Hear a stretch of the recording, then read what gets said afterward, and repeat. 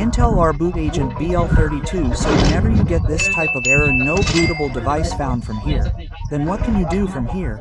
Either you can automatically shut down from here, or it keeps turning off automatically. Okay, so what should you do from here, and what can you do automatically? Okay, so in today's video I'm going to tell you about this from here. So how are you all? I hope you all are fine. Well then, let's start the video without wasting our time. So let's begin.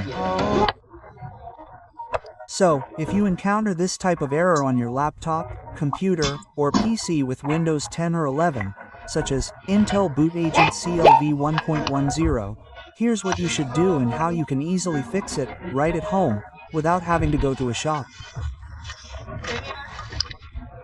So, today, I'll explain exactly how to fix it, and I'm giving you a 10,001% guarantee that you'll be able to fix it properly.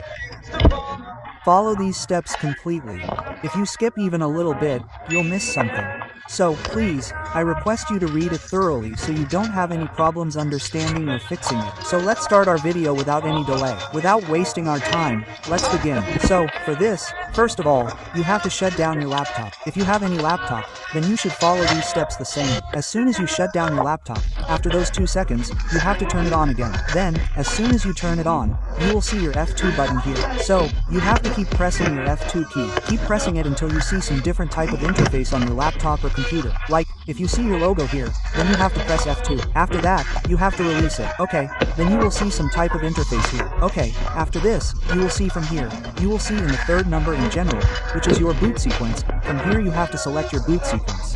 Okay, after that, you should look here and see that you have selected your legacy option. If you had selected it in your UI, okay, but if it was in legacy, then you have to select it in your UI from here. So, as soon as you select it in your UI, your option gets enabled in your apply option from here. As you will see, you can apply it, okay, like I am doing. So, you can see that after we apply from here, you are given some message here, like you have to select it from here. If it is unselected, then you have to select it, then you have to click OK from here. After that, after doing this from here, you will see the next option in the bottom right corner. So you have to go to next from here. So, once I click next, you might see some black screen errors here. So don't panic, because this is being fixed, like it's rebooting, like it's processing.